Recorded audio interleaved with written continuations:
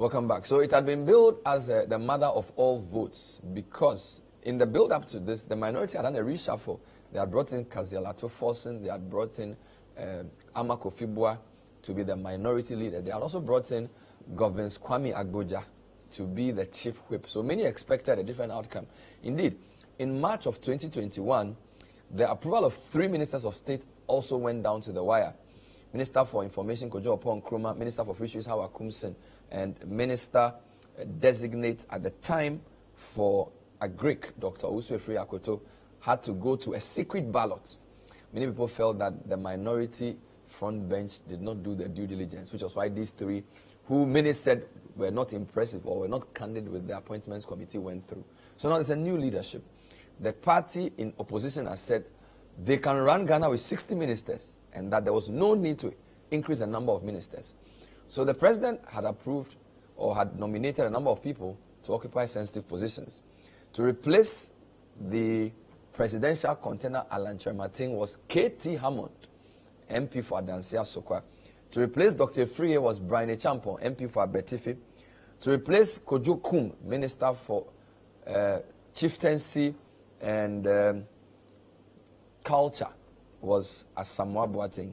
Mohamed Amin Adam had also been nominated to move from Deputy Energy Minister to Minister of State Designate at Finance. There was also an elevation of Obi Amwa and then a mini reshuffle for Stephen Amwa to replace Herbert Krapper.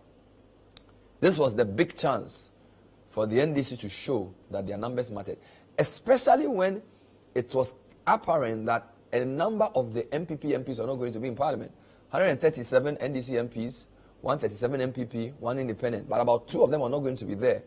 So people were saying the NDC was going to reject these to make a strong statement. Before I introduce my guest, let me show you the voting turnout. K.T. Hammond, 154 voted yes, 116 said no, 1 rejected, 1 abstention. Now, this is 137 MPP, 137 NDC, 1 independent. So with the 154 he gets at least 15 votes from the other side, presumably. Even more shocking, Brian Champon, 167 people said yes, 98 said no, 4 rejected. So Brian Champon had at least 30 minority MPs vote for him. At least 30 minority MPs vote for him. It could be more. Now, what about Asabi? He had 147 yeses, so he had 20 fewer, but at least 10 NDC MPs would have voted for Asabi. Mohamed Amin Adam, Minister of State Designate, 152, so at least 15 MPs from the NDC side voted for him. Obi Amwa, a lot of people thought he's doing the work of Deputy Minister. Why even raising him to Minister of State? Dambochu is still there. Never mind, 147, so at least 12 NDC MPs thought that Obi Amwa deserved that position. Stephen Amwa, who had the loudest cheer in Parliament when the names were announced, he's going to replace Herbert Krapper, who has moved to Energy. He's called Stika. He had a lot of fans. He even managed at least 9, if not more, NDC votes. Now, why is this important?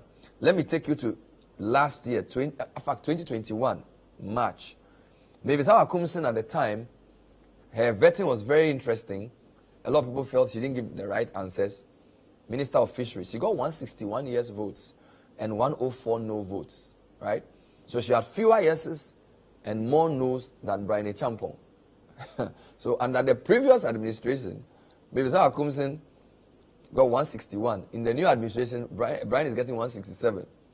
Kojo Opon Nkrumah, again, the committee felt some of the answers he provided, they were not happy. They took it down to the wire. He got 155 votes yes, and he got 110 no votes.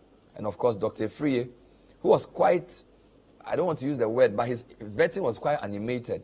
Even he had 143 and only 121 no votes. So what happened? In studio is the NP for Boku Central and a lawyer, Mahama Yariga.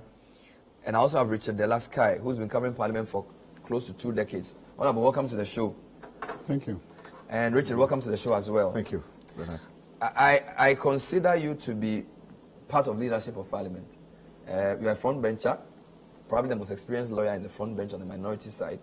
Nothing happens on that front bench that you don't know. So what happened? That's the question. What happened? You are assuming that what happened in the front bench. What happened? You are assuming that it happened in the front bench. Well,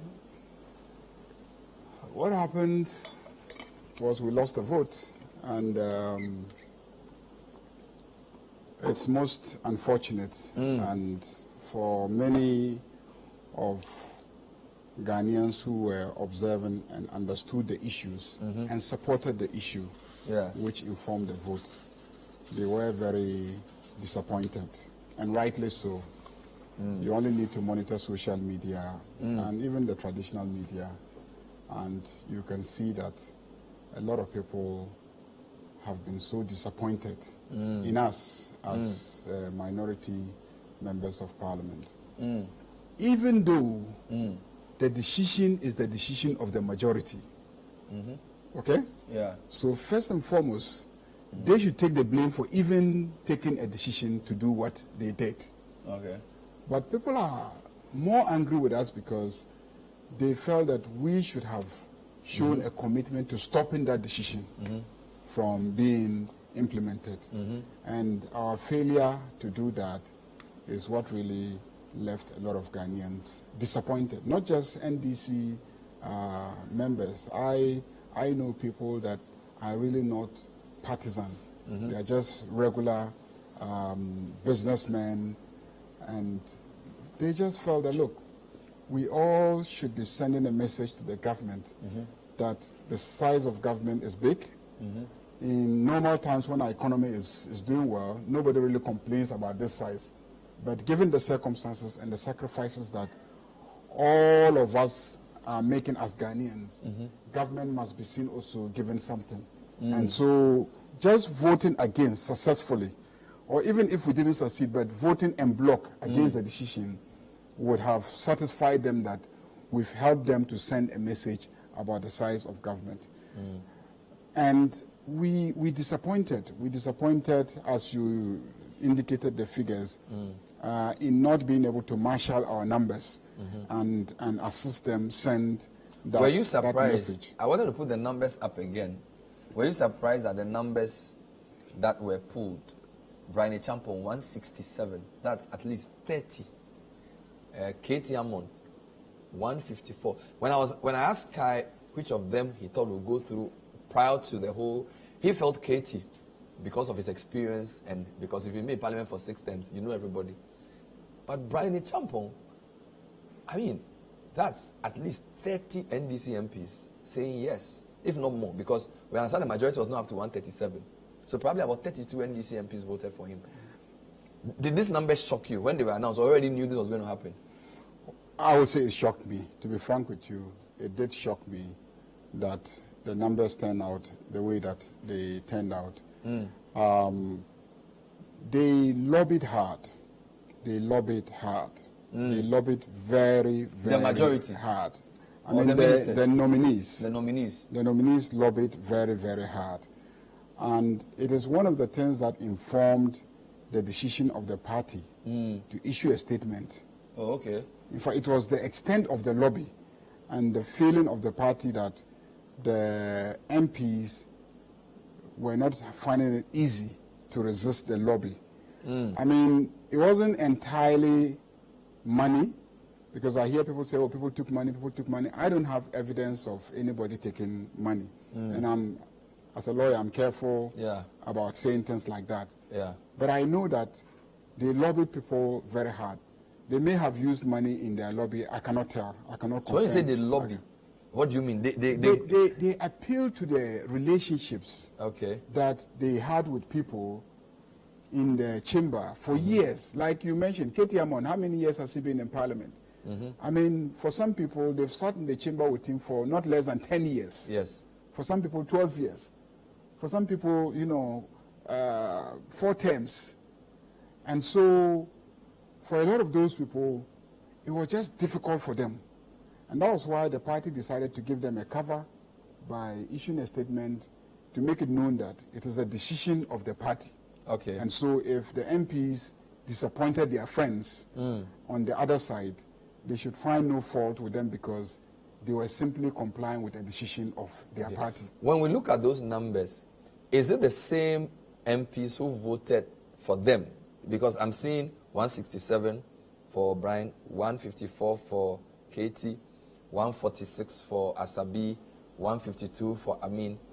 Would it be the same group of NDC MPs who would have voted for all? Or if we...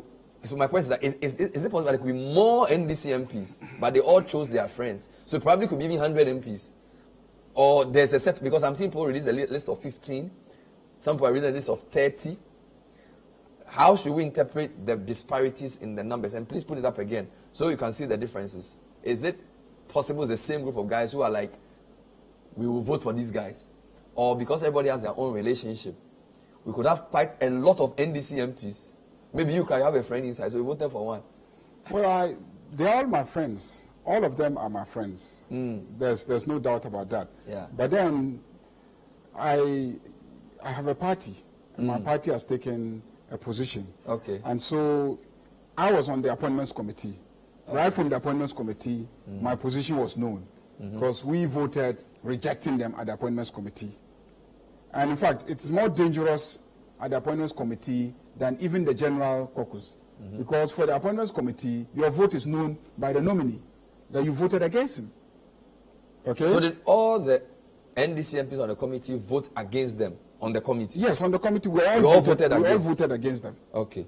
Okay, all of us who were on the appointment committee, we voted against and said this is our party position. So they know that it was our deed that brought them to the floor of the House to be taken through what they were taken through. But what happened in the chamber, you cannot tell whether the same, MPs voted, across board for or against. It will be difficult because it was secret ballot. Anybody who pretends that, I can tell those who voted is lying. It's not possible. You cannot tell those who voted. Because But it's how secret come ballot. Fifi Kwete was putting, I think it was his WhatsApp platform, Sky, correct me if I'm wrong, where he was congratulating MPs. You say, I think he said, Rollins' daughter, what's her name? Zaneto, thank you very much for your vote. Posterity will be kind. Something like he was updating. It was on his WhatsApp status. Yes, he was updating based on some information he had about who was voting how. Is it the pictures they were taking and sending, or how did you know how they were voting? Well, I mean, that dynamic for me is most unfortunate. And I'm being very frank here. You know how I speak frankly. Yeah. I think it is wrong for the General Secretary of a party to go along that route of saying, because somebody sent me a picture of his or her vote, I will publicly commend the person, and then, indirectly, Those of you haven't sent your own. set the entire party structures in the public against those who haven't sent pictures showing how they voted. Unless you're able to bring me pictures and videos of 97 votes at least. Is it even legal to take picture of your secret If you're ballot? able to bring me pictures of 97 votes, then I can conclude that all the rest who don't have pictures voted against the party position. But if you have just about 36 people's votes, okay, I'm so confident in myself that I will never take a picture of my vote to show anybody. Never.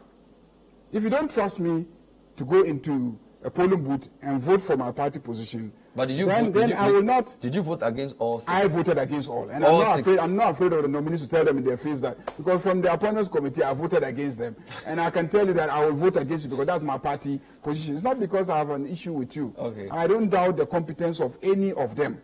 Okay? But you took the party stance. This is the party position. So do you And I also admit that think the NDC MPs who voted for these guys betrayed the party? Would you go as far as say that?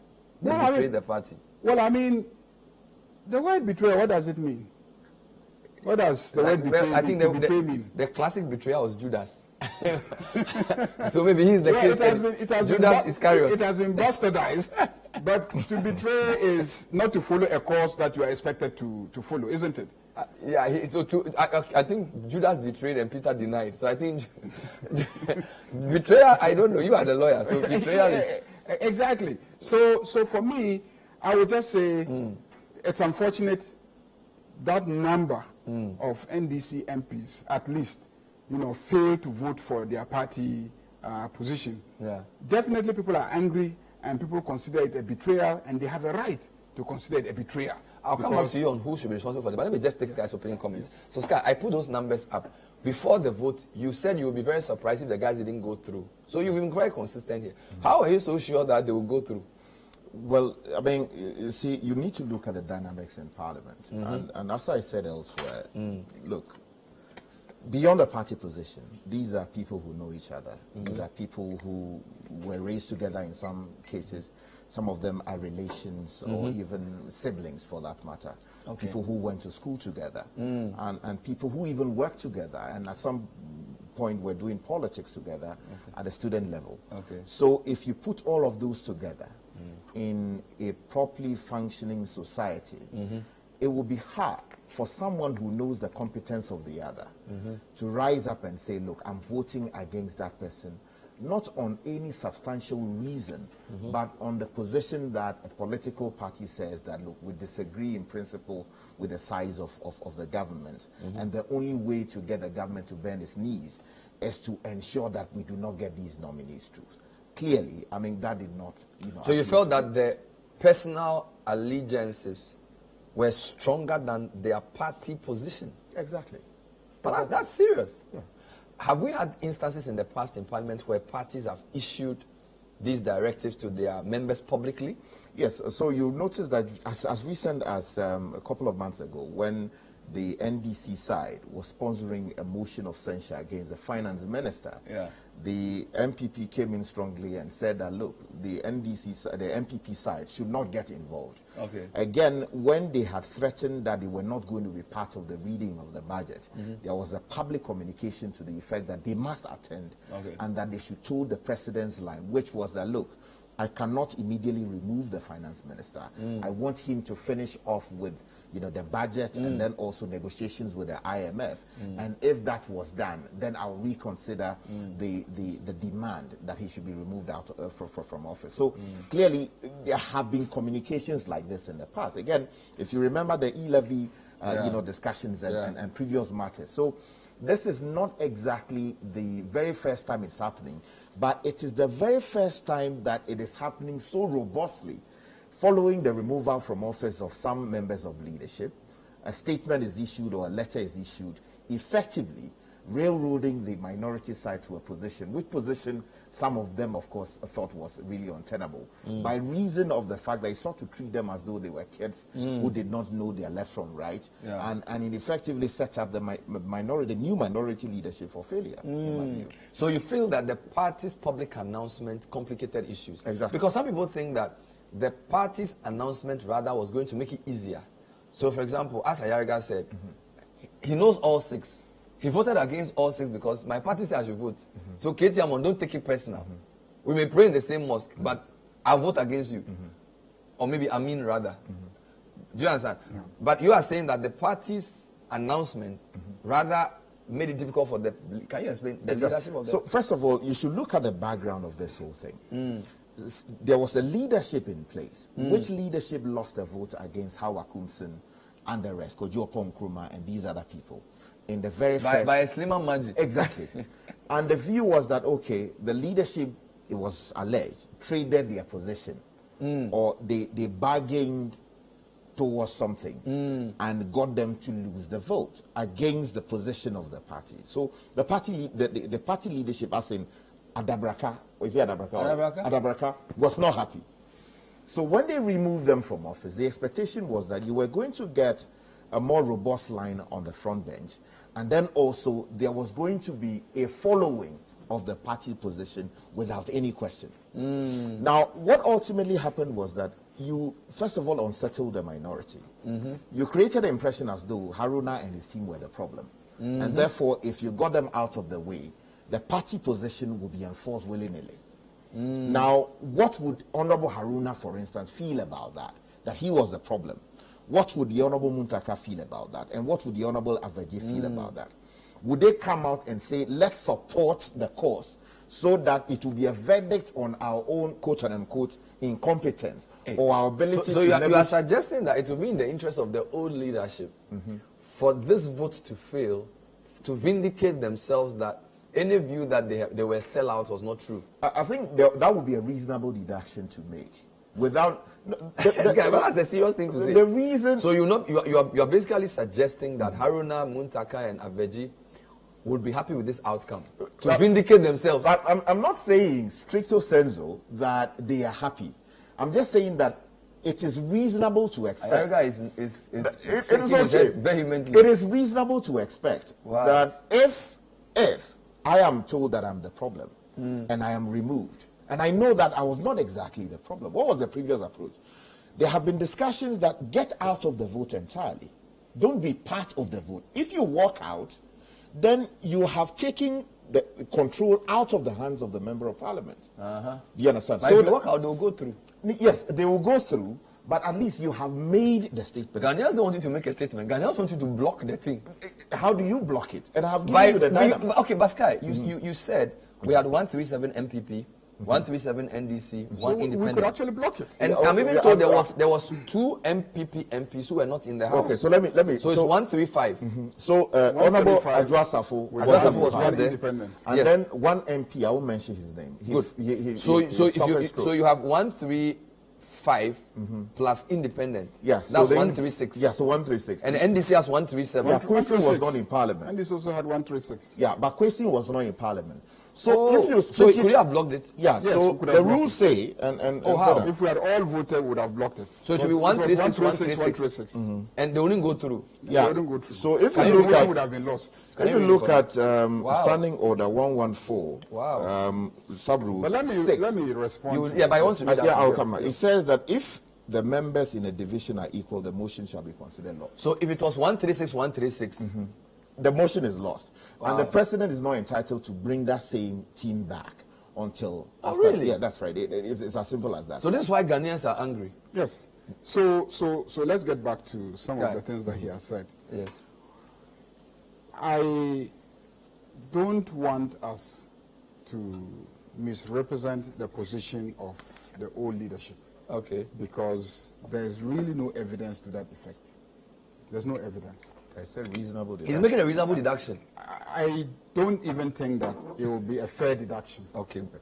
Because you see, people's reputations are at stake here. I have said several times, I think on City FM during your big issues, that look, this same thing has happened under the old leadership. And it's also happened under the new leadership.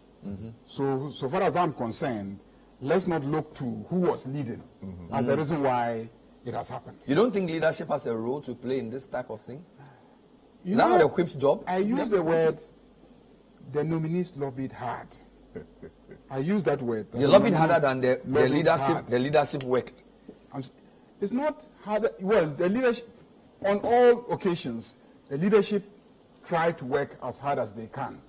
But then, if the nominees lobby too hard, harder than the leadership, can resist, mobilize their members to resist. And you see, the point is that you are a member of parliament on the ticket of a political party. You are not there as an independent member of parliament.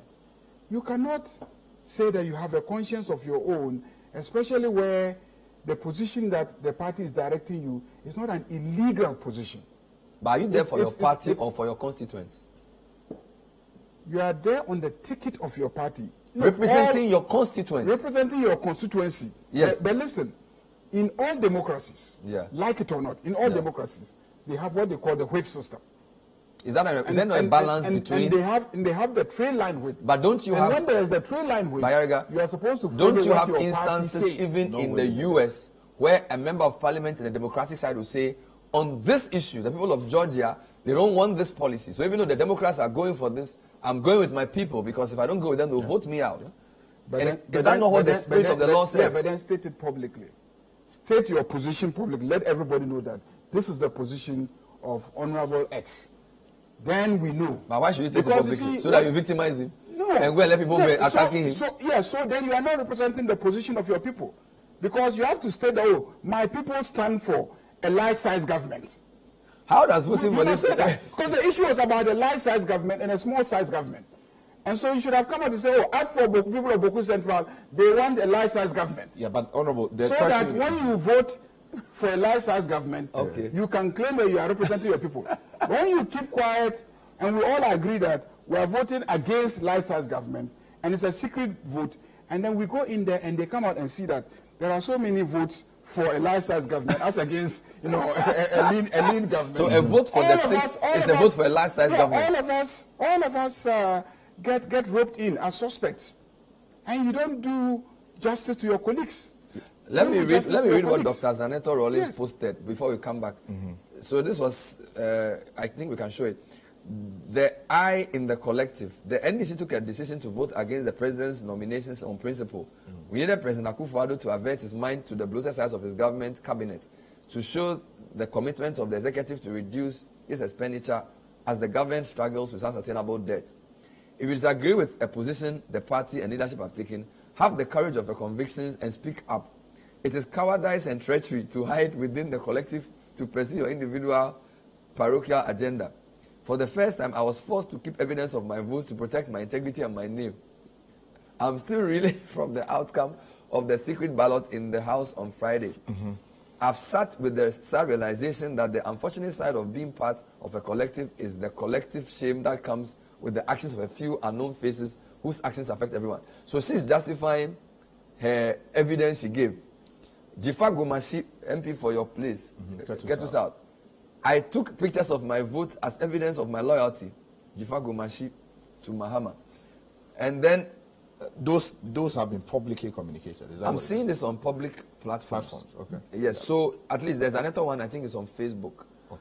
So we'll take a break and come back and deal with this. There are a few more. There's now a petition by a group called Alliance for Foot Soldier Advocacy, AFA, to initiate disciplinary actions against NDC MPs who took pictures and videos of their votes on the floor of Parliament on Friday, 24th March.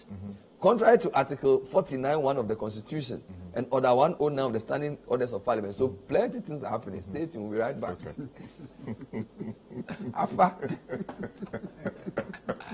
Oh, Lord. Look, the guys lobbied. They lobbied the MP so hard. We'll be right back.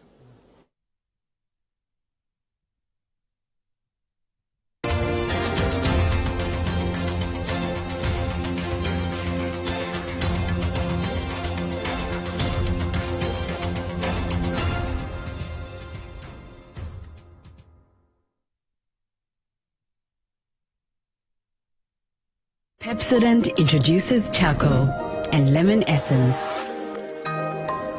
The unique combination of natural essences whitens teeth naturally for you and family because every smile matters. New Pepsodent Herbal. Introducing a unique combination of herbal extracts in an antibacterial toothpaste for strong teeth and healthy gums that protects your family and you. Every smile matters.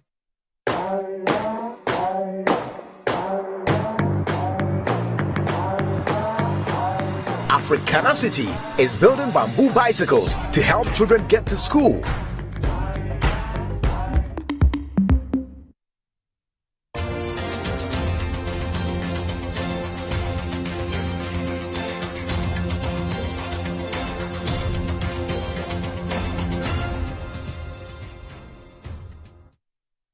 Welcome back. The point of view tonight is conducting an inquest into what happened. NDC had publicly said their MPs should vote against President Akufo-Addo's 6 nominees.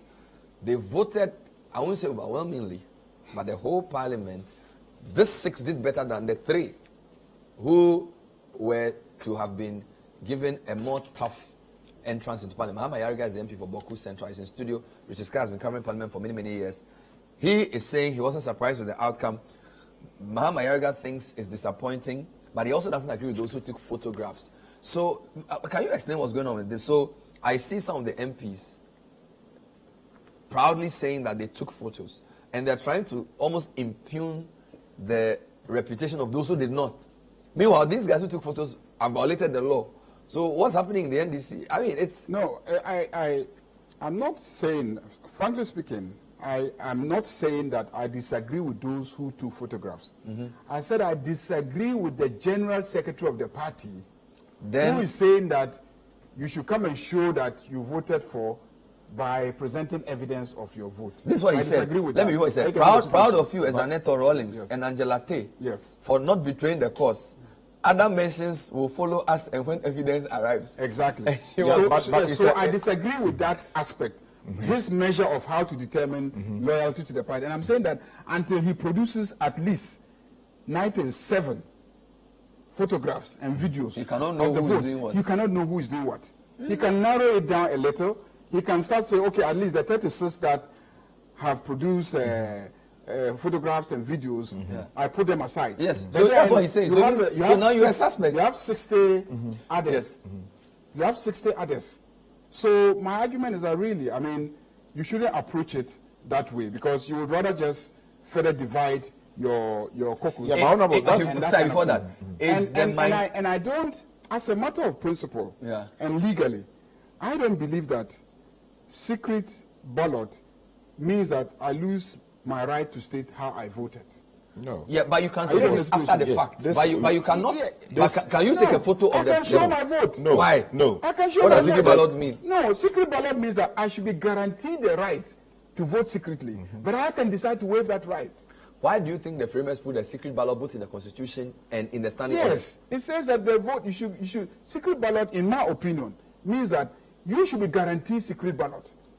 You should be guaranteed. Otherwise, then I cannot even come out and say I voted A or B under a law that says that you have a right to secret ballot. You have a right to secret ballot. Doesn't in my opinion mean that I cannot disclose how I voted. Is the ballot not different from the announcement of the ballot?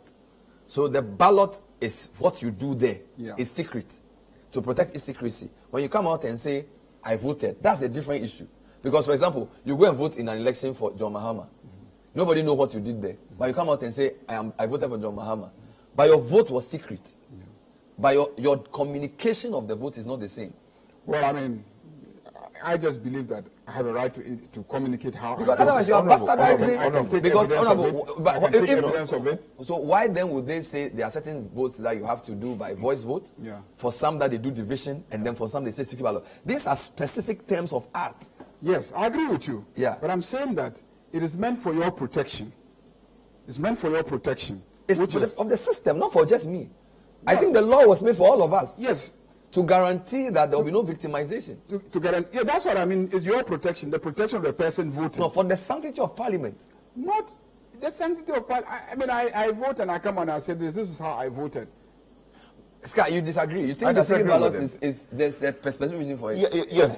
You see, first of all, I mean, look, we have heard repeatedly in this country, and I know that people have been arrested in the past. And let me just arrested for showing their vote. For actually attempting to capture, even in like normal elections. Yeah, that's right. In normal election. In fact, let me just refer you to a story. I don't immediately have. I would get the specific. I would wish to actually get the specific provision, but unfortunately, I don't have it here.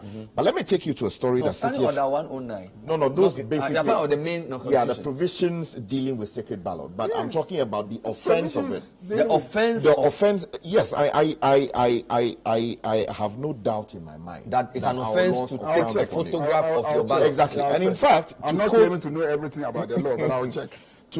I disagree. Yeah, to quote the director of Electoral Services, who spoke to Eyewitness News some time ago, which story is available on the net, under the headline, "You can be arrested for taking photos of your ballot paper." He said in there, and I'm quoting him with your permission, he said, if you wish, or if you finish and you tell people who you voted for, that is fine. But it is an offense for you to take photos of it and be showing it to people. That breaches the secrecy of the ballot. In the view of the law, you can be arrested and dealt with. But let me ask another question based on that. You always say Parliament is a master of its own rules. Does that affect the parliamentary one? Because this could be a general election. No. So there is a general law that governs our elections. What's happening in Parliament is not entirely different from what happens. Do you understand?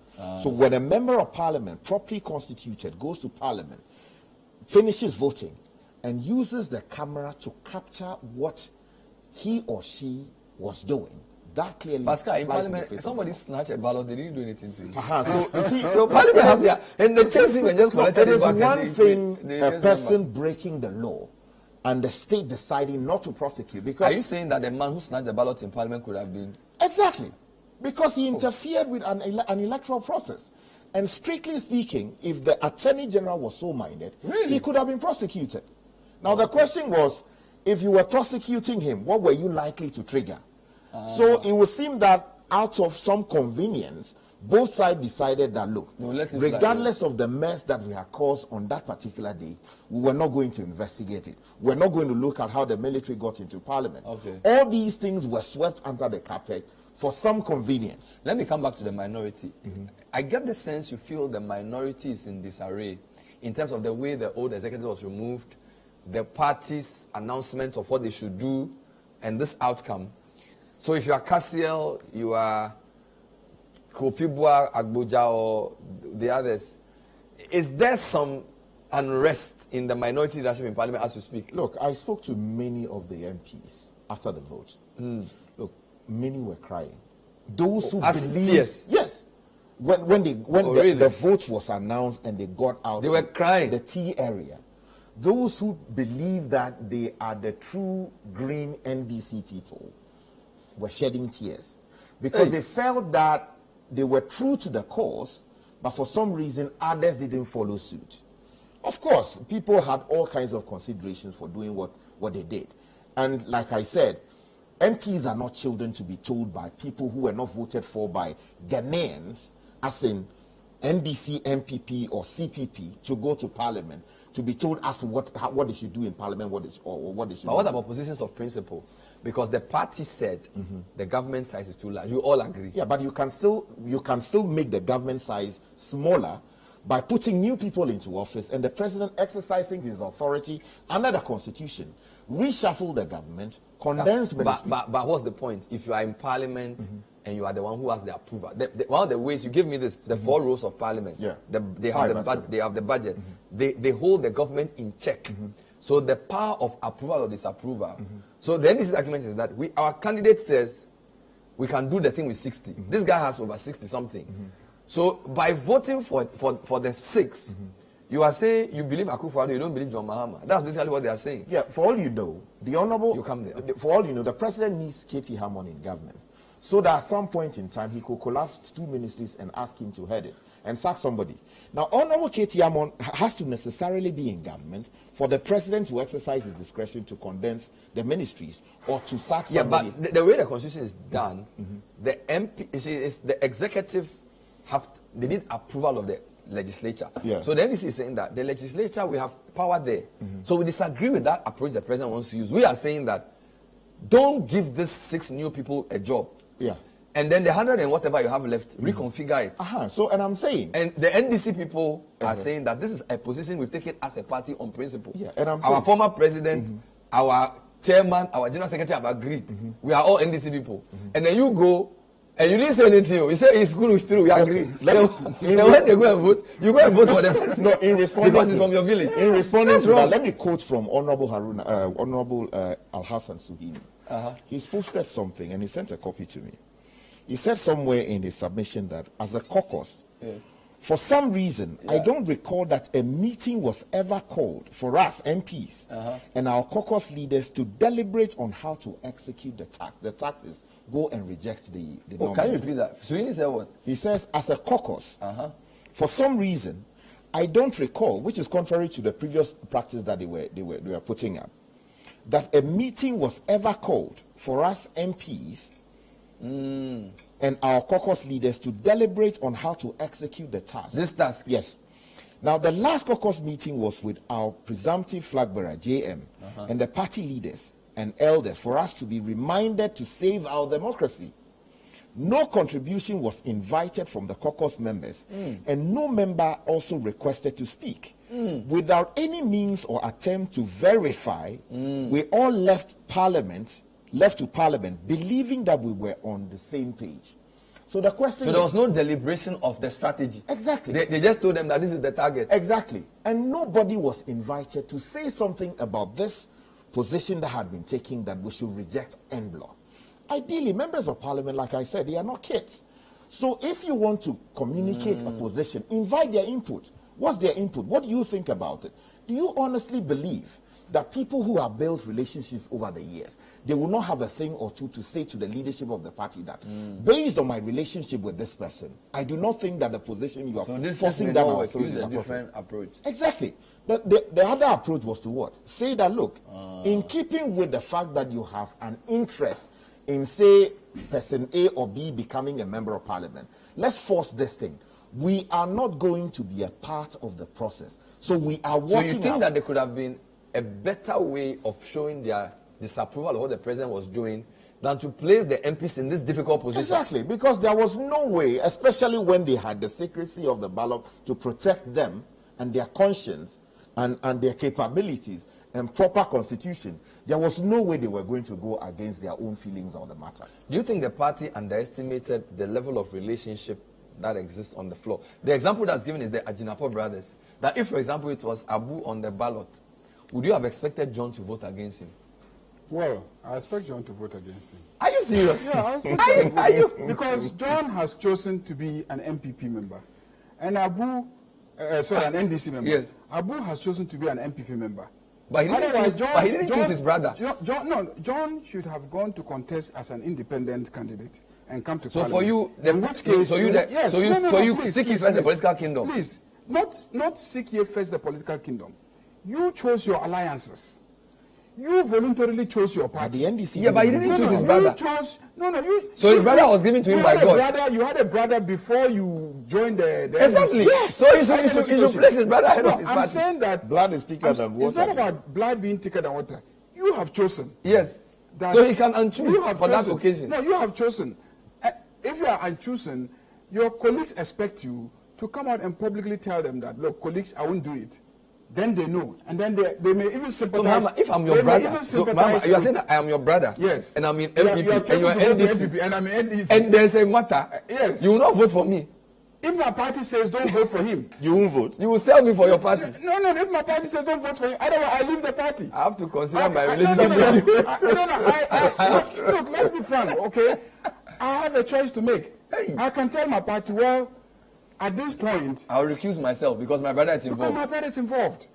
They may sympathize with me. Yeah. They may say, look, it will be difficult. Any of us will not do this. Yeah. But if I choose to vote, then I must follow. And I must tell my brother, you chose to be MPP. I also chose to be NDC. Yeah, but Honorable, what you are forgetting and you know that my party says I should vote this way. Honorable, but this brand of loyalty you are bringing is very serious. No, it is. But in this case. But does the party know everything? In this case, the issue that the party is fighting for, do you believe in it or not? But is that the only approach to do? No, do you believe in the cause of the party? I can believe in the cause of the exactly. party, but I disagree with the approach. Yes. So if you believe in the cause of the party, then you should not put your personal relationships above the cause of the party. But Honorable, let me ask you. Now, let me get back so to so you're saying that once you are part of a party, yes. you have to how shall I say, give up some of your personal rights for the collective interest. That is why you chose to join them. Otherwise, you can go and form your own party. Especially when the party considers its position to be in the national interest. But guys, to be fair, the way Ghanaians are angry, it's very clear that the party was aligning with a national. No. Let's test that. Who has conducted a test? Hold on. Who has conducted a test to determine that the overwhelming majority of Ghanaians believe that it is not in the national interest? No, hold on. Let's test. Even when you were at the bazaar, hold on. Almost everybody who stopped you said, "Why did they do that?" You see, people who met you. But what have others told other people? Do you know why? When I was in the UK, the former Speaker of the UK, the House of Commons, what's his name? Former Speaker of Parliament, I've forgotten. I'll remember the name. Yeah. He was the Member of Parliament for my constituency, which is the Buckingham area. Yeah. When contentious issues come up for discussion, MPs go back to their constituents and ask them for their views. They do town hall meetings, which meetings allow them to hear the input of their constituents. You sitting here, Honorable Muhammad, did you go back to the people of Boku to say that, My party says that they disagree in principle with enlarging the size of government. And therefore, what do you think about it? Your view on this matter will guide how I go back to Accra to vote. You didn't do that. I dare say that you didn't do that. And I can say without any fear of contradiction that not a single member of parliament did that particular thing, because the people of Ghana voted for you. You didn't go there on the basis of what the NDC. Are you saying that we cannot test public opinion? I'm saying to you, almost every civil society organization, CDD, Bondholders Forum, academics, they've all said the government side is bloated. Even the German ambassador. Our constituents today confirms that we didn't need to come to them on this particular issue. You are trying to validate. Take a break. After the fact of what you have done. Okay, viewers, do you think the NDC position was in the national interest or not? Sky is basically saying that we have to test that. So let me know. Send me a message. Did the NDC betray us, or they did what they had to do? We'll be right back. Stay with us.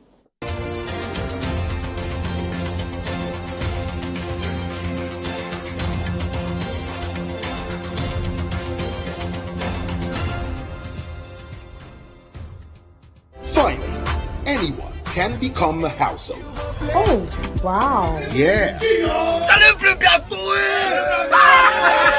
You Go Flip, a real estate gaming platform that allows you to play and stand a chance of winning a house or cash or consolidated prizes, such as savings towards a house.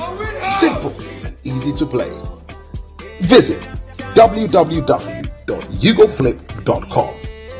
Buy a ticket to enter the game. Wait for the end of the game to enjoy the win. Anyone can win. Flip it or own it. You Go Flip. This advertisement has been vetted and approved by the Gaming Commission of Ghana. Play responsibly, not for persons below 18 years, and gaming can be addictive.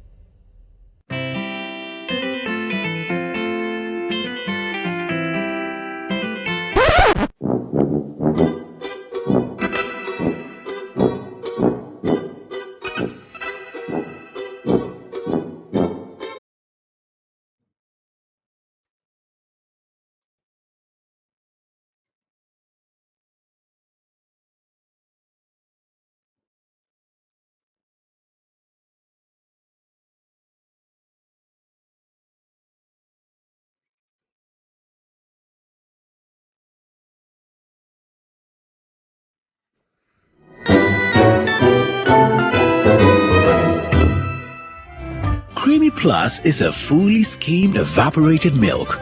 Creamy Plus is available in a shop near you. This message has been vetted and approved by the FDA.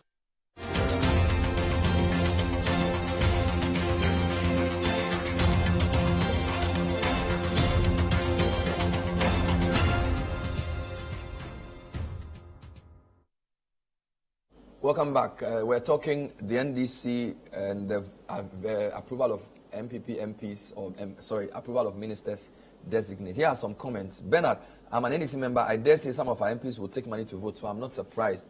Some of those MPs don't even deserve to be MPs. Fifi knew some of the MPs who were going to take money, hence his request. He's been proven right. This is Mani Unaifa. He never requested. Bernard, this is a very dangerous path that the NDC as a party is taking against the members of parliament. They need to keep their dirty linen out of public space and communicate properly. This is Dominic from GITAC. They shouldn't always think the party is bigger than the personalities. At the last election, one of the MPs of the MPP proved that. Good evening, Bernard. I think we seem to be overlooking the decision by the president several months ago in making the presidency ministers, deputy ministers of state enterprises and district assemblies cut their salaries by 30%. Does this not technically reduce the executive arm of government, including people who are not even in cabinet, by 30, while still having them work for Ghana? You are asking. Clement Apak posted this 5 hours ago, or a few hours ago. Dear traitor, I pray that you are found out and publicly shamed. But even if you are not found out, your conscience will forever haunt you. The pain and agony your treachery has caused millions of party supporters and Ghanaians is upon your head. You will pay for the tears and sorrow of those you have betrayed. You will pay for the insults, name-calling, and false accusations your treachery has brought upon innocent colleagues. May you never find peace until you confess, repent, and ask for forgiveness. Dr. Clement Apak, MP for Busa South. This one says, Bernard, it's obvious that parliamentarians don't care about what happens outside Parliament. It's just like doctors. They will never stab or choke their colleague doctors or throw them under the bus with hopes that one day, when their hand is in your mouth, they won't harm them, although they are competing doctors. Please interrogate this hypothesis I'm putting forward. Parliamentarians act in their collective interest as their primary or paramount modus operandi and not in the interest of any other group, whether citizens, constituents, or party. It's irrelevant whether it's NDC or MPP. They both act in the same manner. And this is a doctor sending this. Lots of comments. Let me just take closing remarks. Where does this leave, where does this leave the NDC? I mean, Sky says the minority leadership is in disarray. And the leadership is in difficult position. The minority side is in disarray. Suhini's comment was read. There was no meeting to discuss strategy. I mean, people like you need to start speaking up, don't you?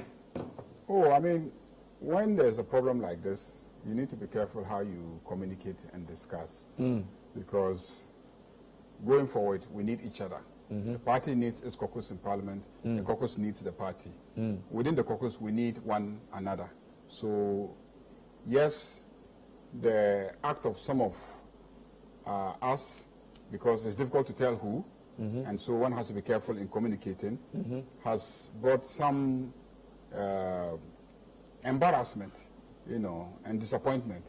But we still need to be careful in the way that we communicate and in the way that the party itself also approaches. Where should change come from? Is it the party that needs to change its ways, stop issuing these public announcements, or what should the leadership in Parliament do to assert itself? Because it seems as if this new leadership has been weakened by these developments.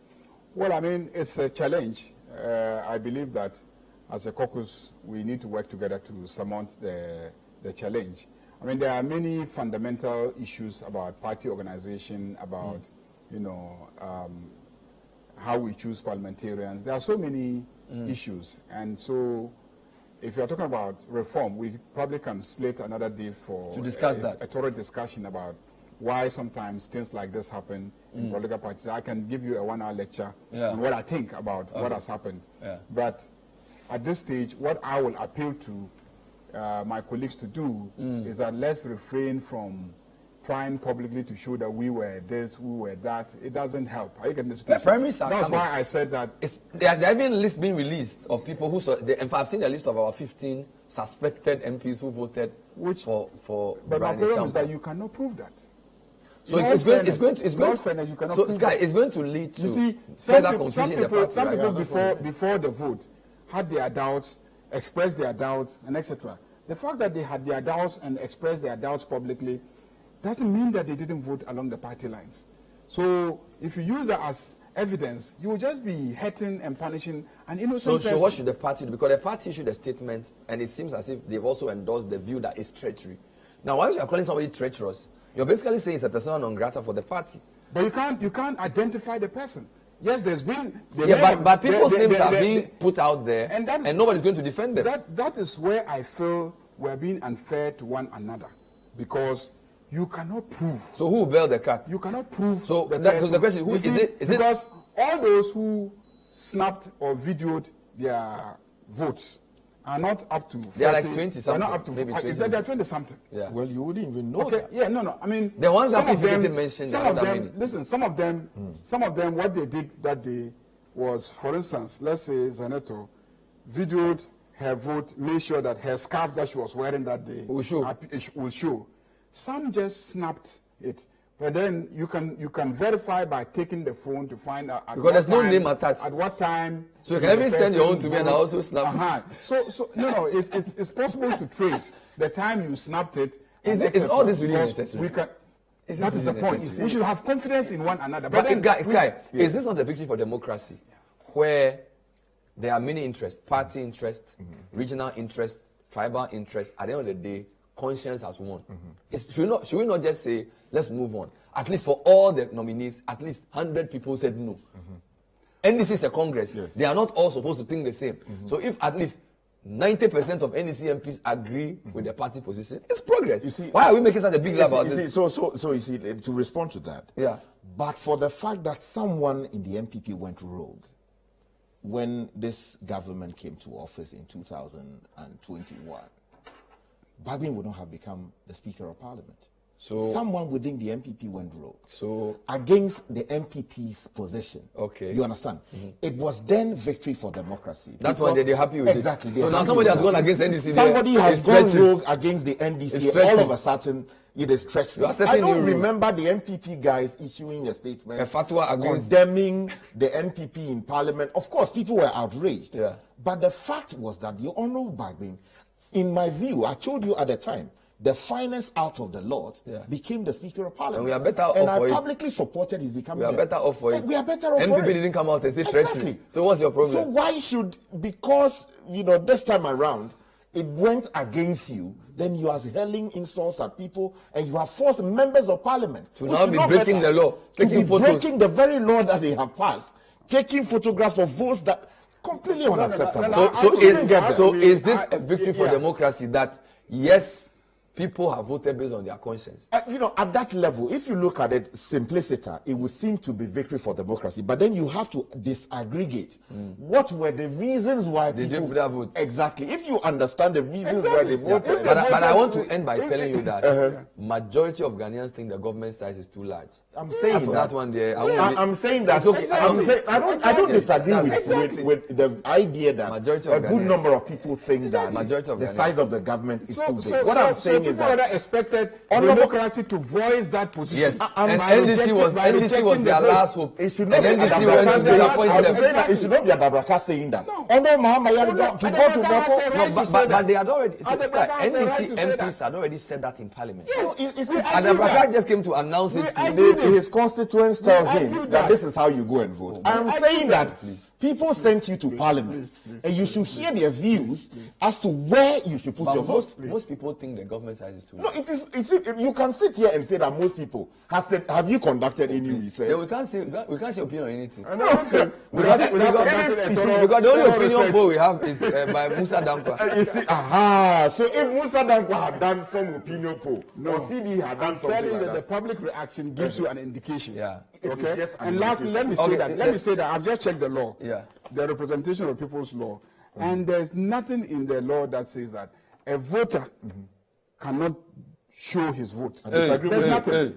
It makes provision for the voter being protected. Honorable, I disagree with that. I advise people to go and read section 31 go to Supreme of the Representation of People's Law, and they will see what I'm talking about. No problem. I have to end the show. The grassroots group that otherwise they'll call me a treacherous guy for violating the rules of the show. Thank you for watching. My guest have been Mahama Yariga, MP for Boku Central. He said he voted against all the 6. He won't take any photo. Nobody can do anything to him. He's a big man. Richard Sky is wearing his mask. He said, Richard Sky said they shouldn't come and worry anybody. But when it suited the MP, when MPP people voted against Okoye, they didn't say it was threatened. So they should. Charlie, have a good night. We'll see you next time. Bye-bye.